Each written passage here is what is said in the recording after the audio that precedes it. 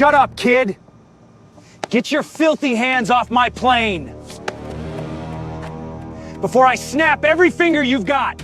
A white pilot screams at a 19-year-old black boy on a military airfield. Everyone watches. Nobody moves. Look at you, busted shoes, ashy skin, smelling like garbage. Your crackhead daddy never taught you where you don't belong. Austin holds his ground. No. Sir, there's a crack in your left. Boy, the only thing cracking is your brain. Security grabs Austin's arm, but he reaches into his back pocket, pulls out a brass hammer, old, scarred, 2 initials on the handle, and taps the wing. Once.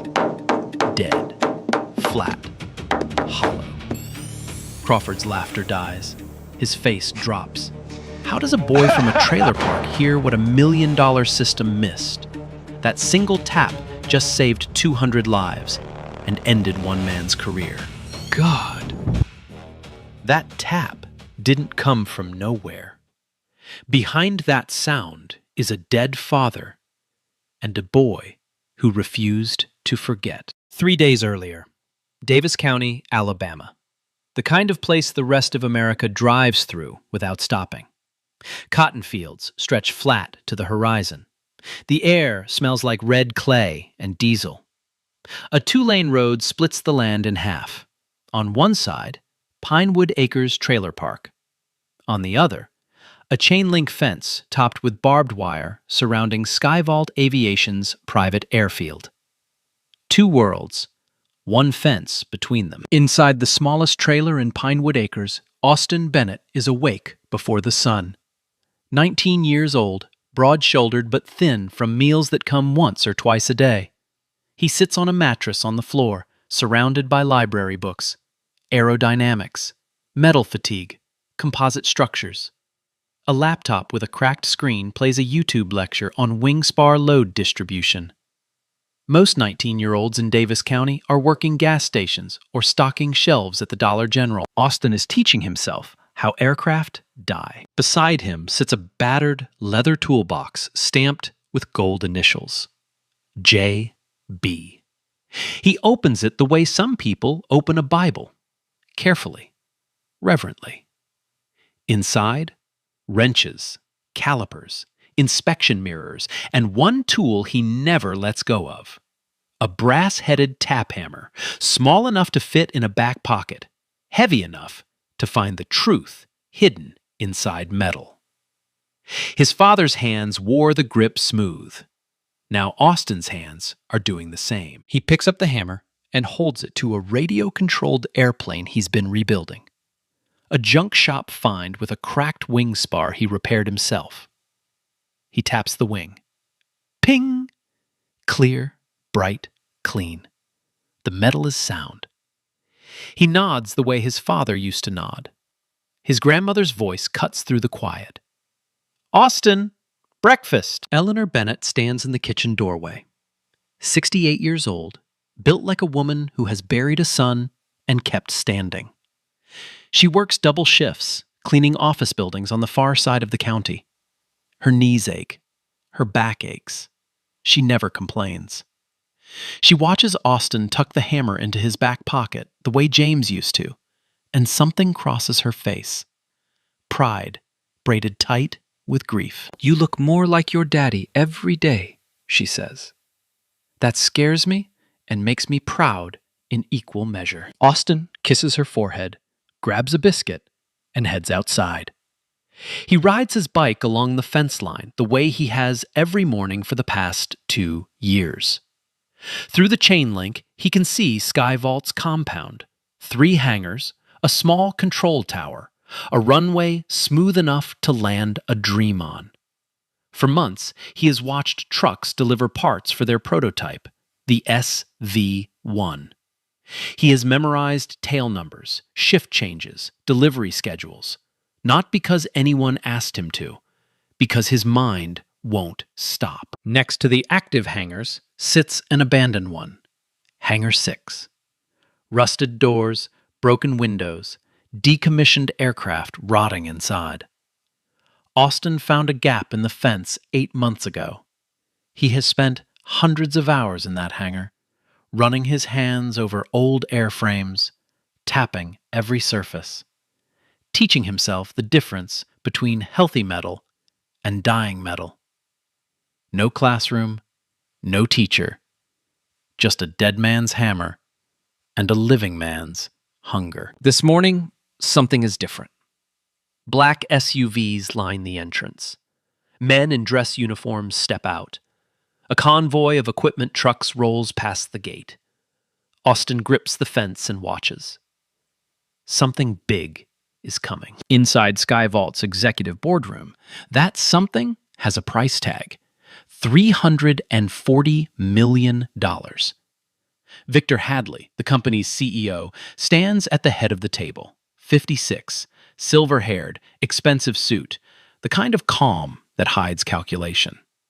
The Pentagon has sent General Richard Cole to observe the SV-1's final test flight. If the flight succeeds, the contract is signed.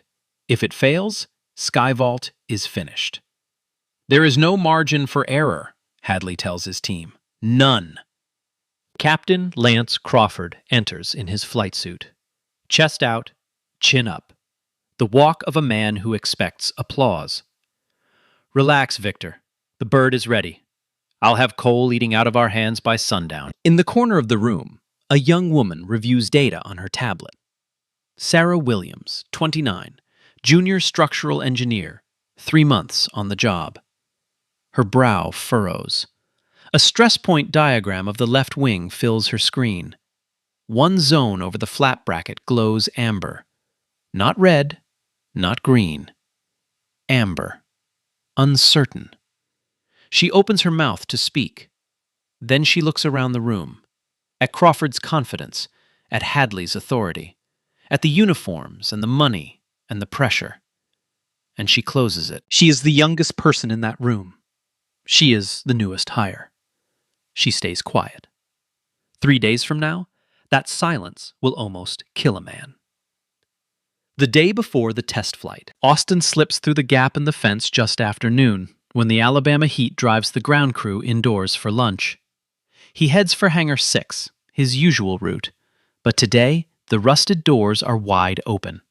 Skyvault is using the overflow space to stage equipment for tomorrow's demonstration. Crates of tools, spare parts, fuel line assemblies, all stacked along the walls. Austin ducks behind a parts crate and holds his breath. From here, he has a clean line of sight to the SV-1 parked just outside on the apron. 2 mechanics work under the left wing, running through the flap linkage assembly. Austin watches the way a hawk watches a field, still, patient, catching everything. The senior mechanic reaches for an electric torque wrench. Fast, efficient.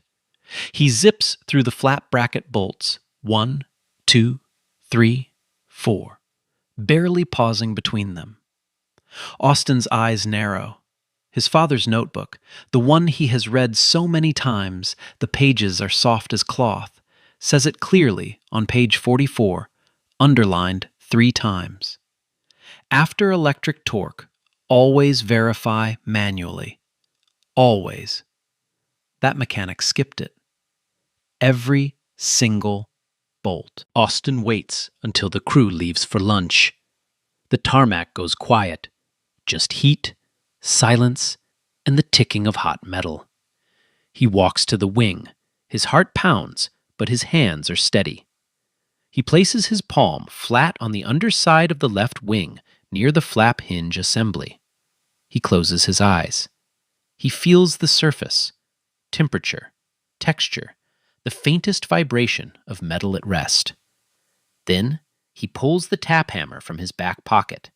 He taps the first bracket. Ping! Clean, bright, good metal. Second bracket. Ping! Same tone. Healthy. Third bracket. Inboard hinge. He taps. Thunk. His stomach drops.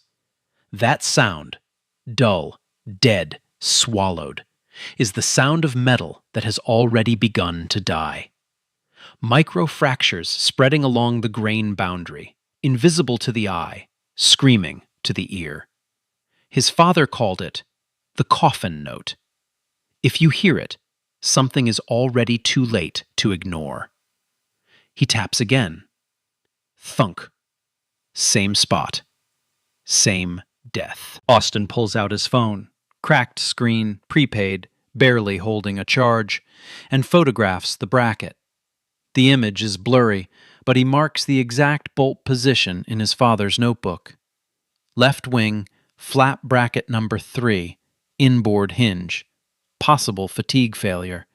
Confirmed by tap test. His handwriting looks like his father's. He doesn't notice. He knows what this means. If that bracket fails at speed, at the kind of speed a combat demonstration requires, the flap tears away. The wing rolls. The aircraft becomes a coffin with an engine. Whoever is sitting in that cockpit does not come home. Austin makes a decision. He cannot walk away. He steps out onto the active tarmac, into the open, in full view of the security cameras. He approaches the first mechanic he sees, a heavy-set man wiping grease from his hands. "Excuse me, sir. I think there's a problem with the left wing flap bracket. I did a tap test. The tone is dead at bracket 3. It could be fatigue cracking." The mechanic stares at him. A 19-year-old black kid in worn sneakers and a faded shirt, holding a brass hammer, talking about tap tests on a restricted military site. The mechanic doesn't even blink before he starts laughing. He calls over 2 co-workers. They laugh harder. "Where'd you come from, kid? The junkyard next door?" "Sir, I'm serious. If you just check." "Check what? Your head? Go home, boy." The noise draws Dale Perkins, head of airfield security. Ex-cop, thick neck, no patience. He grabs Austin by the arm, hard enough to bruise. "You're trespassing on a restricted military evaluation site. You know I can have you locked up for this." Austin tries to explain. He holds up the phone, the photograph. Perkins doesn't even glance at the screen. He starts dragging Austin toward the gate. The commotion pulls Captain Lance Crawford out of the pilot's lounge. He walks over with the slow confidence of a man who has never been wrong about anything in his entire life. He looks Austin up and down. Shoes, shirt, skin. The way someone examines something stuck to the bottom of their boot. "Who let this kid on my runway?" "Sir, please listen. There's a fatigue crack in the left flap bracket. If you fly tomorrow..." Crawford cuts him off. "Listen to me carefully, son. I've got 4,000 flight hours, a degree from the Naval Academy, and a Medal of Distinction hanging on my wall. You've got a junkyard hammer and a pair of shoes that are falling apart." He leans in close. "Shut your mouth, turn around, and don't ever let me see your face on this airfield again." Austin doesn't move. "I'm not leaving until somebody checks that wing." Crawford's eyes go cold. "Perkins, get him out. Now." 2 security guards grab Austin's arms. He struggles. His father's notebook falls from his hand. Pages scatter across the tarmac. Handwritten diagrams, calculations, 10 years of a dead man's knowledge blowing in the wind. A mechanic steps on one page without looking down. They throw Austin out through the main gate. He lands on gravel. His palms split open. Blood mixes with Alabama dirt. Through the fence, he watches a mechanic pick up his father's notebook, glance at it, and toss it into a trash bin like it's nothing. Crawford's voice carries through the chain link. "Somebody tell that kid's mama to put him on a leash." The crew laughs. From a second-floor window in the engineering building, Sarah Williams watches the entire scene. She sees the notebook hit the trash. She sees the boy on the gravel, palms bleeding, not crying, not screaming, just staring through the fence with a look she recognizes. Not anger, not defeat, certainty. She looks down at her tablet. The amber warning on the flap bracket is still there. It hasn't changed. It hasn't gone away. And now, a boy she has never met just confirmed what her own data has been whispering for weeks. She says nothing. She closes the tablet. She walks back to her desk. but she does not forget his face. Man, this makes my blood boil. A kid tries to save a man's life and gets thrown in the dirt for it. His father's notebook, tossed in the trash like garbage. Now imagine that's your son on that gravel. Your father's legacy in that trash can. How would you feel? Night falls on Pinewood Acres. The trailer park goes quiet. Just crickets, a distant dog, and the hum of a window unit fighting the Alabama heat. Austin sits on the front steps of the trailer. His palms are wrapped in strips of an old bedsheet Eleanor tore up for him. The gravel cuts sting, but that is not what hurts. What hurts is the notebook. His father's handwriting, his father's decades of knowledge, sitting in a trash bin on a runway he is no longer allowed to touch. The screen door creaks. Eleanor steps out. She looks at his hands. She looks at his face. She doesn't ask if he's okay. She can see he's not. She sits beside him. Tell me. Austin tells her everything.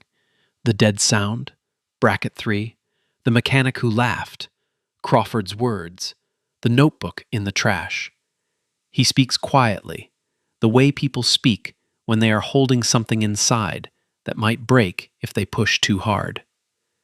Eleanor listens without interrupting. When he finishes, she is silent for a long time.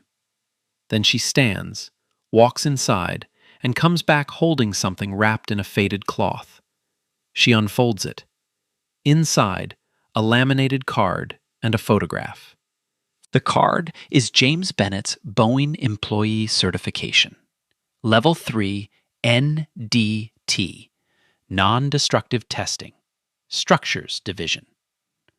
The photograph shows James standing beside a 737 wing, tap hammer in hand, smiling the way a man smiles when he is doing exactly what he was born to do.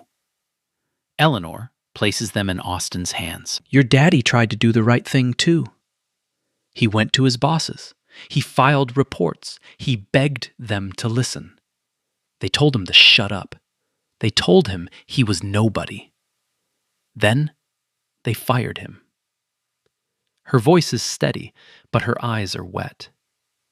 He was right, Austin. He was always right. And they destroyed him for it. She grips his shoulder. You go back tomorrow, but this time you don't ask. You don't beg. You show them. You make them see what your father saw. What you see. Austin looks at the certification card. His father's photo stares back. The same jawline, the same steady eyes. He nods. Eleanor goes to bed. Austin does not. He sits on the floor with the toolbox open and his father's surviving notes spread around him. Photocopies he made years ago. Pages he saved on his phone. Diagrams he redrew from memory. He works through the night, tracing the exact failure pattern he found on Bracket 3. And then, on a dog-eared page near the back of a copied section, he finds something that stops his breathing. His father's handwriting, neat and deliberate. Reported flat bracket fatigue pattern to chief engineer and subcontractor liaison, Victor Hadley, Boeing Program Office, March 2016. Response: non-critical. No action taken. Austin reads the name 3 times. Victor Hadley. The same Victor Hadley who now runs Skyvault Aviation. The same man who stood in that boardroom today and demanded 0 margin for error. The same man whose company built the SV-1. With the same flaw, on the same bracket, in the same position that James Bennett warned about 10 years ago. His father found this defect a decade ago. He reported it. He was ignored. He was fired.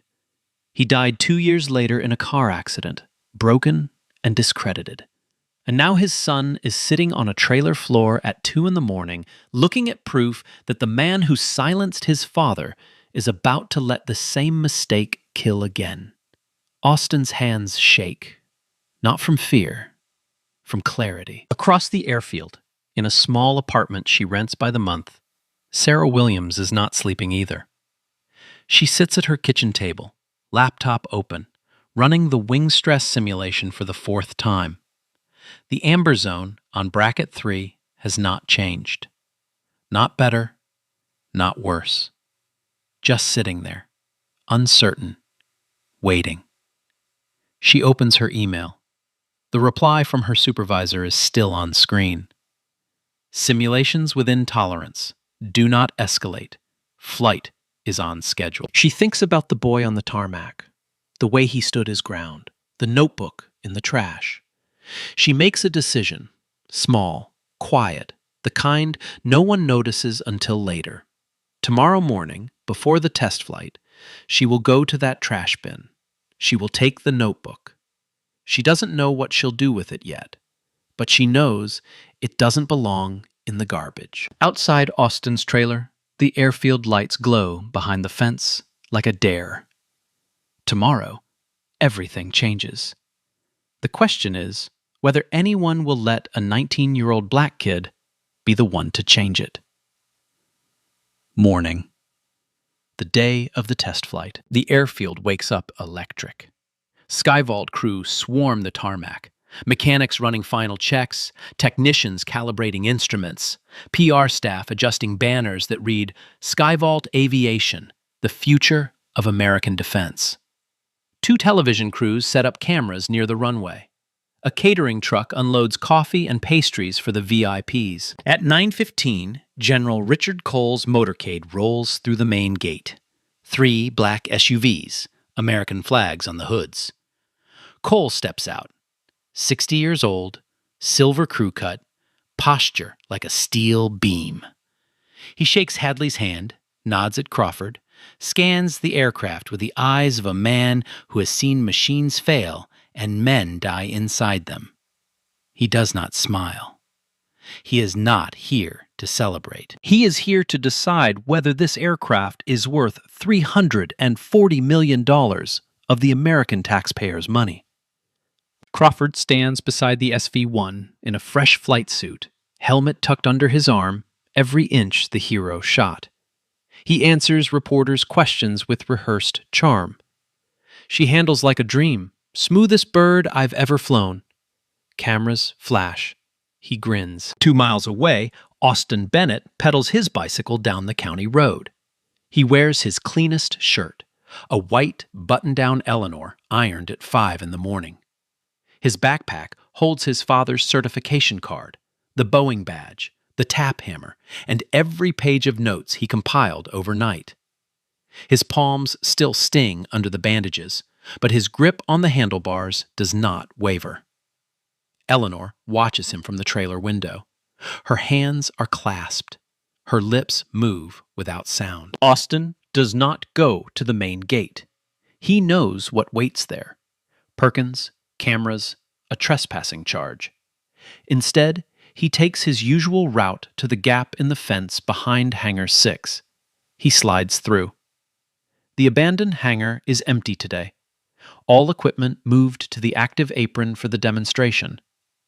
He crosses the concrete floor quickly, staying low, heading for the far exit that opens onto the back of the tarmac. He makes it 40 yards past Hangar 6 before a voice barks behind him. "Stop right there!"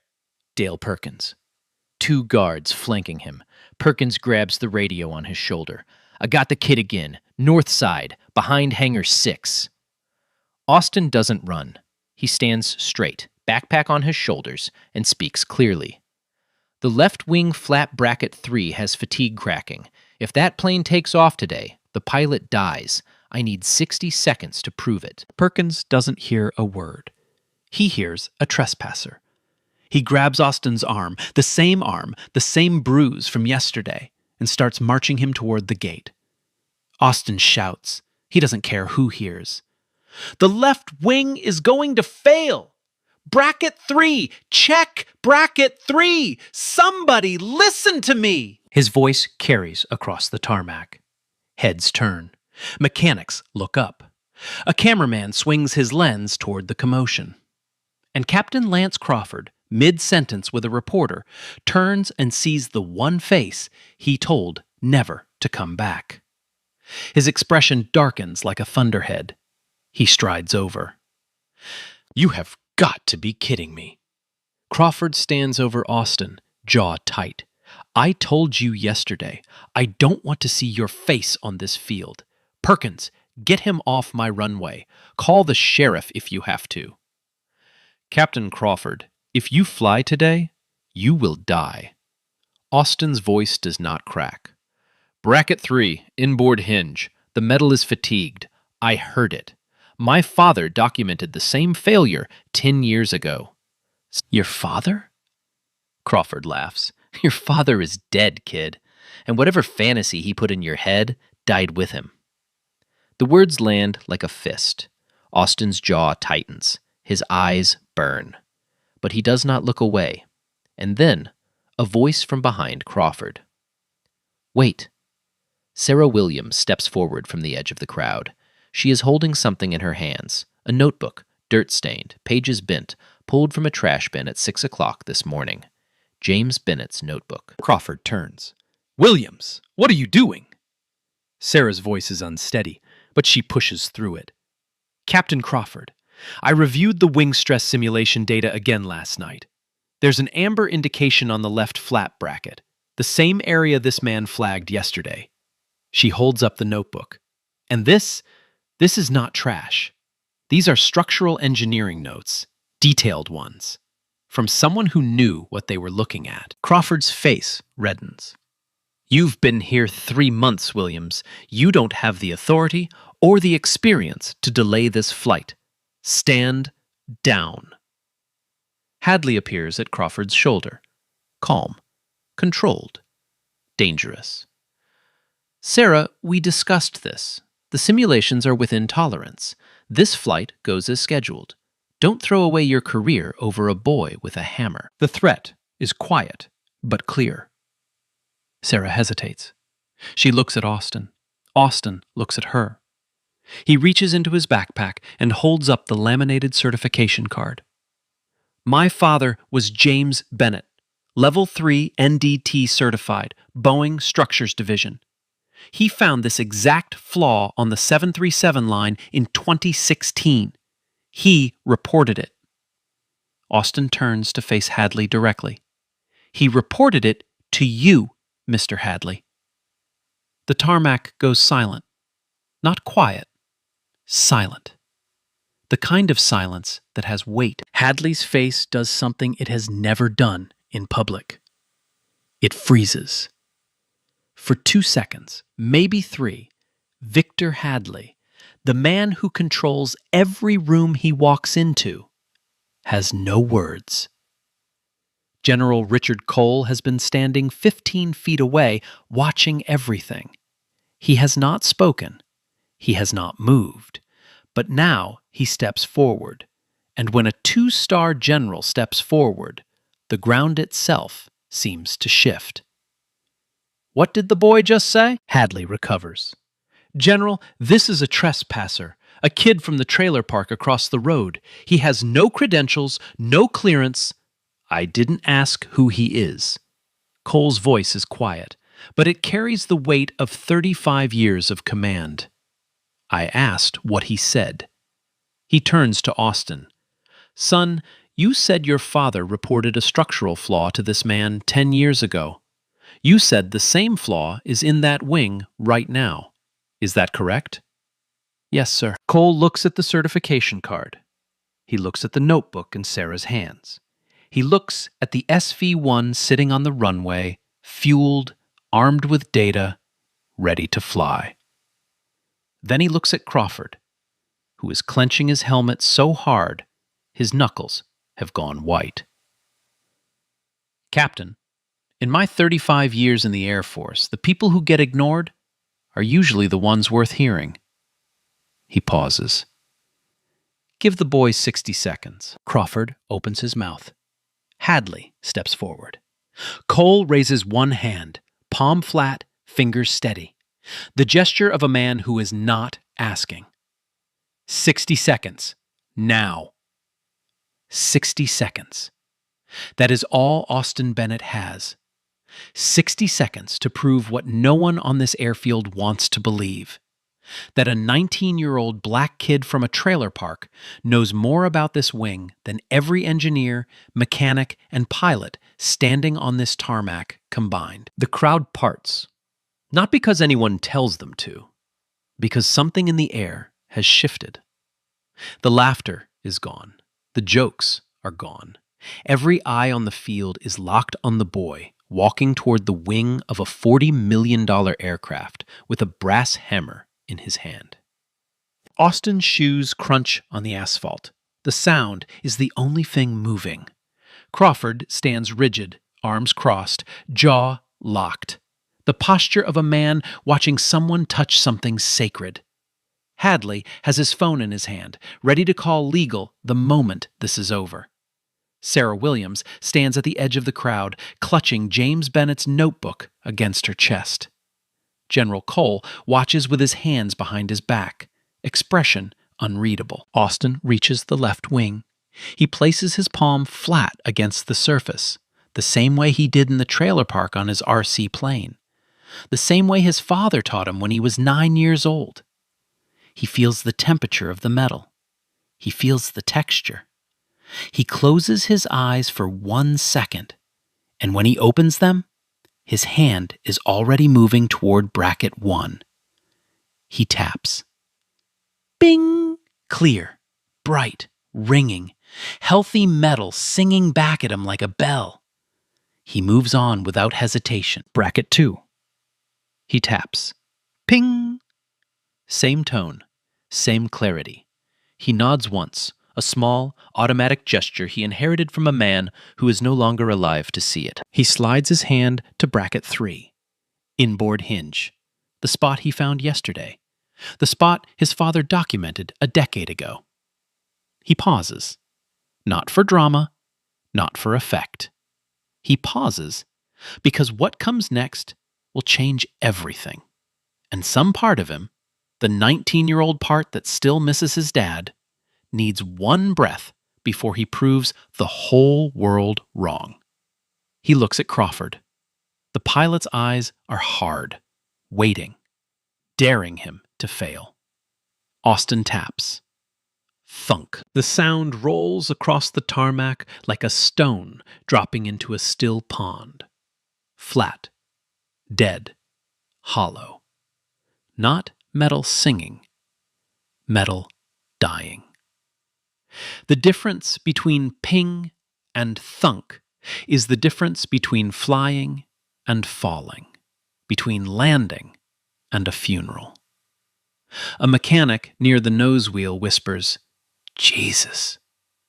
Austin taps again, slower this time, letting the sound breathe, letting everyone hear it. Thunk. Crawford's arms uncross. His jaw loosens. The color in his face shifts. Red to white, confidence to doubt, certainty to something he has never worn before in his life. Fear. Austin speaks. Quiet. Steady. Not to the crowd, not to the cameras, directly to the man who told him to shut up.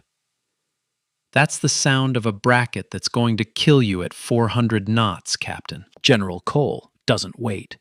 He turns to the Skyvault chief engineer. Ground that aircraft. I want an emergency ultrasonic inspection on that bracket, right now, on this tarmac. Nobody leaves. The field erupts. Engineers scramble. Equipment is wheeled out. Crawford stands frozen beside the wing, staring at the spot Austin tapped, as if he can see through the metal to the fracture beneath. While the inspection team sets up their ultrasonic probes, Cole pulls Austin aside. He examines the certification card. He pages through the notebook Sarah recovered, James Bennett's handwriting, detailed, precise. diagram after diagram of flap bracket stress patterns. Cole makes a phone call. Short, direct. Within minutes, a Pentagon records clerk confirms what Austin already knows. James Bennett, employee ID 88-5124, Boeing Structures Division, filed a formal safety disclosure in March 2016 regarding flap bracket fatigue on the 737 production line. The disclosure was received, classified as non-critical, archived. No action was ever taken. James Bennett was terminated 6 months later. Cole closes his phone. He looks at Austin for a long time. Your father was a whistleblower. My father was right. Austin's voice doesn't waver. He was right, and nobody listened, and he spent the rest of his life carrying that. The ultrasonic results come back. The chief engineer reads them aloud, and his voice cracks halfway through. Bracket 3, inboard hinge, confirmed fatigue cracking along grain boundary. Crack length, 14 millimeters. Estimated failure under high G loading, immediate. If Crawford had flown today, if he had pulled that 6G combat maneuver at 420 knots the way the demonstration profile required, the bracket would have sheared. The flap would have torn free. The aircraft would have rolled at an altitude too low to recover. Lance Crawford would be dead, and Austin Bennett would have been the only person who tried to stop it. The tarmac should be celebrating. The crack has been found. The pilot is alive. The truth is out. But Victor Hadley is not a man who loses. He stands inside Hangar 2, door half closed, phone pressed to his ear. His legal team is on one end. His PR director is on the other. Crawford and Perkins stand beside him, waiting for instructions. Hadley's voice is low, controlled. The voice of a man who has spent 30 years making problems disappear. Here's what's going to happen, he says, ending the call. He turns to Perkins. File a formal trespassing complaint with the county sheriff. Criminal trespass on a restricted military evaluation site. That's a felony in this state. I want that kid in handcuffs within the hour. Perkins nods. No hesitation. He reaches for his radio. Hadley turns to Crawford. Lance, you say nothing to the press. Nothing. If anyone asks, the flight was postponed due to routine recalibration. The boy is a mentally unstable trespasser who got lucky. Crawford opens his mouth, then closes it. 30 minutes ago, he was ready to fly that aircraft into the sky. 30 minutes ago, he was one takeoff away from dying inside it. And the only reason he is standing here breathing is a kid he called a street roach. But Crawford has spent his whole life following the chain of command. He nods. Hadley's final call is to his chief engineer. Replace bracket 3. Now. Pull the old one, put in a new one, and make sure the cracked bracket goes into the metal recycling bin before anyone from the Pentagon gets a close look at it. The chief engineer hesitates. Mr. Hadley, General Cole ordered the bracket preserved as, I don't work for General Cole. I work for this company. Replace it. That's an order. The engineer walks away with the look of a man who knows he is crossing a line and cannot find the courage to stop. Hadley straightens his tie. He steps back onto the tarmac with the calm smile of a CEO in full control. But behind that smile, the gears are turning. Discredit the boy. Destroy the evidence. Control the narrative. He has done this before. He did it 10 years ago with James Bennett. And James Bennett is not alive to contradict him.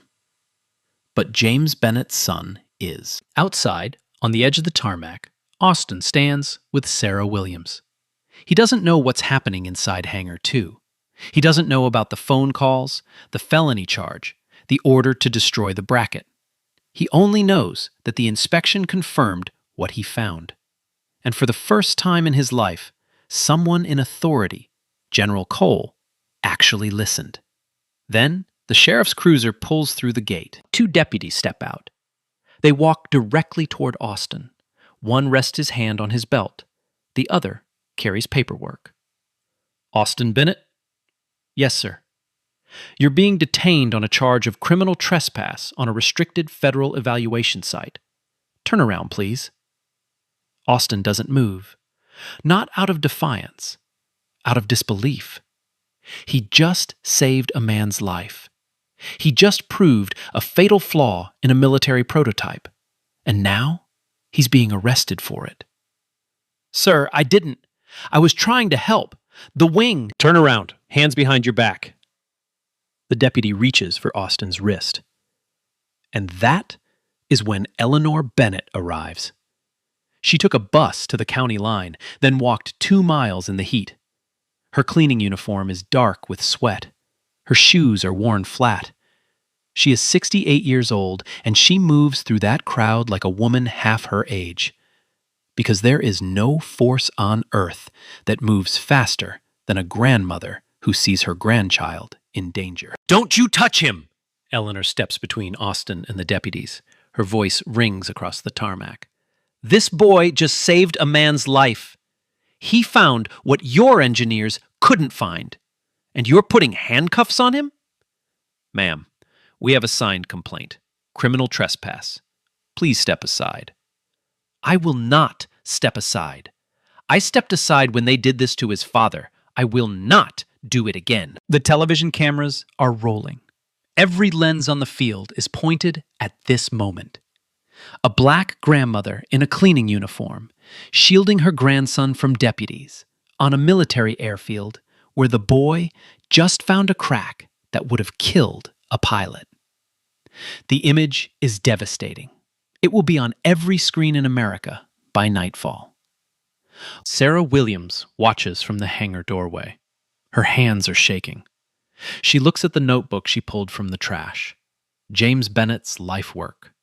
She looks at Austin in front of the deputies. She looks at Hadley, who is watching from across the tarmac with the satisfied calm of a man whose plan is working. Sarah makes a decision. She walks to her car. She opens her laptop. She uploads everything. The wing stress simulation data, the amber warning, her unanswered email to her supervisor, the screenshots, the timestamps, to a secure personal drive. Then she copies it to a USB stick and puts it in her pocket. If Hadley buries the evidence, she will have a copy. And she will use it. On the tarmac, the standoff continues. The deputies move around Eleanor, reaching for Austin's arm. Austin does not resist. He knows resisting makes it worse. Every black kid in Alabama knows that. He turns. He puts his hands behind his back. He feels the cold metal of the cuff touch his wrist. And then a voice cuts through the noise like a blade through paper. Officers, stand down. General Richard Cole walks across the tarmac. Not fast, not slow. The walk of a man who has commanded air wings, signed billion-dollar contracts, and buried pilots who trusted equipment that should have been grounded. When he reaches the deputies, he does not raise his voice. He does not need to. I'm General Richard Cole, United States Air Force, Pentagon Acquisitions Division. That young man is not a trespasser. As of this moment, he is a material witness in a federal safety investigation. Remove the cuffs. Now. The deputies freeze. A county sheriff's complaint versus a 2-star general on a military evaluation site. They look at each other. They look at the cameras. They remove the cuffs. Cole turns. He does not look at the deputies. He looks directly at Victor Hadley, who is standing 50 feet away with a smile that is starting to crack. Mr. Hadley, I am ordering an immediate independent inspection of the SV-1. Every bracket, every bolt, every weld. And I want the cracked bracket from the left wing preserved as physical evidence in a federal safety inquiry. He pauses. If I find out that bracket has been replaced, tampered with, or disposed of in any way, I will personally ensure that Skyvault Aviation never receives another government contract.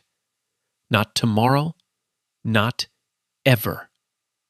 Am I clear? Hadley's smile dies. Completely. Because 10 minutes ago, he gave the order to replace that bracket, and his chief engineer is probably halfway through the job right now. Hadley pulls out his phone. His hands. The hands that have signed contracts worth hundreds of millions of dollars. The hands that have never trembled in a boardroom are shaking. He dials the chief engineer. Stop. Don't touch the bracket. Leave it exactly where it is. Too late. The engineer has already removed 2 of the 4 mounting bolts. But the bracket is still attached. Barely. The evidence survives by minutes. 2 hours later, a helicopter touches down on the runway.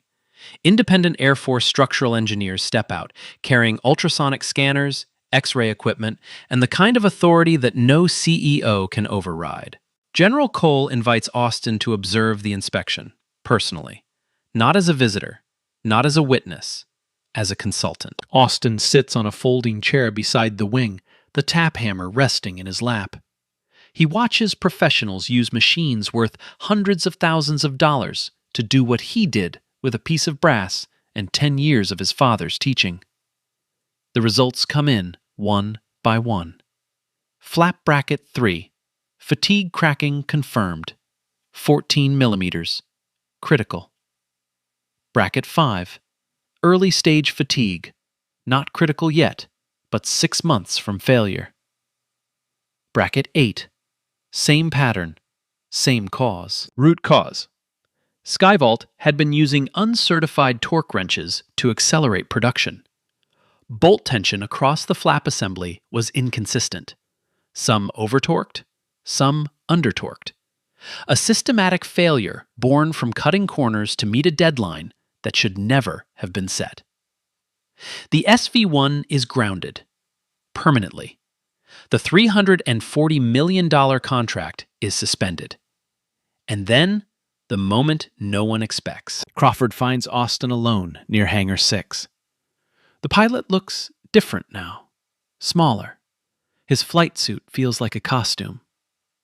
He stands in front of the 19-year-old he screamed at, shoved, and humiliated in front of 100 people. And for the first time in his life, Lance Crawford has nothing clever to say. He looks at the tap hammer in Austin's hand. That flight today. The combat profile calls for a 6G pull at 420 knots. If that bracket had sheared... He stops. He doesn't need to finish. Austin looks at him. Steady. No hatred. No triumph. Just a 19-year-old who grew up too fast, holding a dead man's hammer. I wasn't trying to embarrass you, Captain.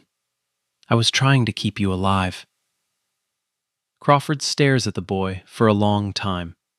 Then he does something no one on that airfield has ever seen him do. He extends his hand. I called you kid. His voice breaks. I should have called you sir. Austin takes his hand. The handshake is firm, brief. The kind of handshake that doesn't need words because the silence says everything. Somewhere behind them, a camera shutter clicks.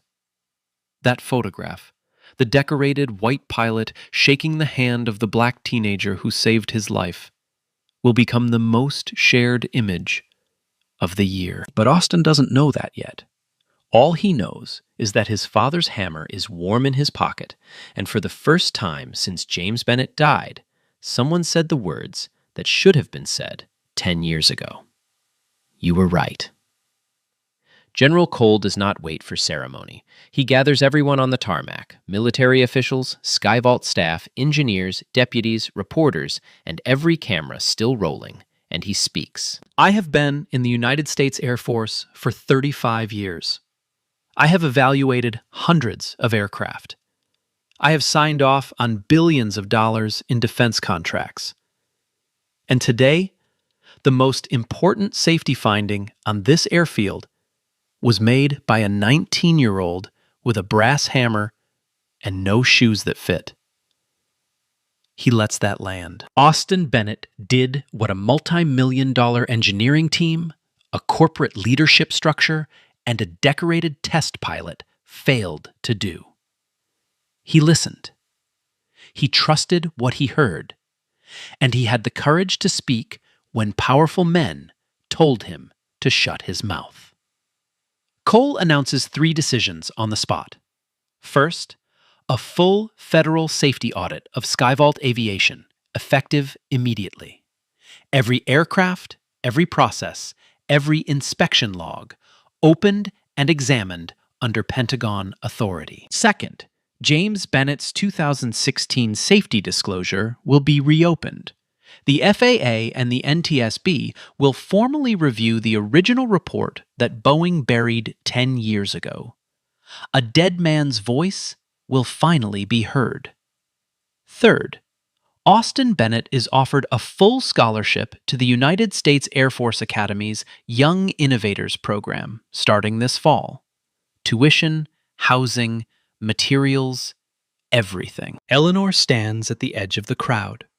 She hears the general say her grandson's name, and then she hears her son's name. And the two sounds together, the living and the dead, spoken with respect on a field that tried to destroy them both, break something open inside her that she has held shut for years. She weeps, not quietly, not politely. The kind of weeping that comes when justice arrives so late it feels like grief all over again. Austin walks to her. He takes her hand. In his other hand, the tap hammer. Sarah Williams is commended publicly for preserving the simulation data and recovering the notebook. General Cole offers her a position on the Air Force's Independent Safety Review Board. She accepts without hesitation. The cracked bracket sits in a sealed evidence bag. Someone has written on the label in black marker, "Detected by Austin Bennett, age 19. Method, tap test. Tool, JB hammer." Within 48 hours, Davis County, Alabama becomes the most searched location in America. The photograph hits first. Crawford shaking Austin's hand on the tarmac. The SV-1 grounded behind them. The tap hammer visible in Austin's back pocket. It spreads from local news to national news to international news in under 6 hours. By midnight, it has been shared 4 million times. By the next morning, 12 million. Then the video surfaces. A reporter's unedited footage. Austin tapping the wing, the thunk echoing across the tarmac. Crawford's face collapsing in real time. The clip is 90 seconds long. It becomes the most watched aviation video in YouTube history within a week. Comments flood in from every country, every language, every corner of the internet. The phrase, "listen to the thunk," trends on every platform for 11 straight days. People print it on t-shirts. Engineers tattoo it on their arms. A high school in Chicago names their robotics team after it. Austin Bennett becomes a name the world knows. Not because he sought fame, because competence, when it is undeniable, does not need a publicist. The fallout for Skyvault is swift and absolute. Federal investigators descend on the compound like a second military. The audit reveals what Austin's single tap only hinted at: a pattern of systematic failure. Falsified inspection reports, uncertified tools used across the production line, safety logs signed by engineers who never performed the inspections they claimed. A corporate culture that treated deadlines as sacred and human life as negotiable. Victor Hadley is indicted on 11 counts: fraud, reckless endangerment, obstruction of a federal safety investigation, and attempted destruction of evidence. His lawyers negotiate for months. It does not matter. The evidence is overwhelming. Sarah Williams' USB drive alone contains enough data to end his career 10 times over. Hadley resigns before the trial begins. He is barred from the aviation industry for life. His assets are frozen pending civil suits from the Department of Defense. Dale Perkins is terminated after body camera footage surfaces showing his handling of Austin on both days: the bruised arm, the throat of the gravel, the dragging across the tarmac. The footage goes viral separately. Perkins never works in security again. Captain Lance Crawford grounds himself voluntarily. He no longer calls himself a hero. He enrolls in a safety leadership program at Embry-Riddle Aeronautical University and begins speaking publicly about the danger of arrogance in the cockpit. In his first interview, a reporter asks him what he learned on that tarmac. Crawford is quiet for a long time. Then he says, "A 19-year-old kid saved my life because I was too proud to hear what he was saying. I screamed at him. I shoved him. I called him things no human being should ever be called. And he still tried to save me. I'll carry that shame for the rest of my life. And I should." The clip is watched 30 million times. Austin attends the Air Force Academy's Young Innovators program that fall. He is the youngest participant by 2 years. He does not struggle. He excels. Quietly, consistently, the way water cuts through rock. His professors call him gifted. His classmates call him Funk. He accepts the nickname with a small smile that looks exactly like his father's. 3 months after the incident, a letter arrives at Eleanor Bennett's trailer. It bears the seal of the Smithsonian National Air and Space Museum. She opens it with shaking hands. James Bennett, Employee ID 88-5124, Boeing Structures Division, is being added to the museum's Wall of Honor. Recognized at last as a whistleblower who identified a critical safety flaw, reported it through proper channels, and was silenced for it. His name will hang beside the names of engineers and pilots who gave everything for the truth. Eleanor holds the letter to her chest. She sits on the front steps, the same steps where Austin wrapped his bleeding palms 2 months ago. And she speaks to her son for the first time since his funeral. "They heard you, baby. They finally heard you." Austin Bennett did not have money, a degree, or a last name that opened doors. He had a brass hammer, a dead man's notebook, and the courage to speak when the whole world told him to shut up. There are Austins everywhere, in trailer parks, in housing projects, in towns that don't make the news. Young people with extraordinary minds, trapped inside circumstances that were never built to let them rise, told they don't belong, told to stay quiet, told to stay small. And there are Crawfords everywhere too, people so blinded by their own titles that they cannot hear the truth when it is standing right in front of them. Listen to the thunk. Not just in aircraft, in classrooms, in job interviews, in every room where someone with power looks at someone without it and decides, before a single word is spoken, that they have nothing to offer. The next Austin Bennett might be standing right in front of you. Will you hear him? If this story moved you, leave a comment, share this video, subscribe and hit the bell. Every story we tell here is a hammer tap against silence. Damn. A father silenced, a son humiliated. Same flaw, same skin, same silence.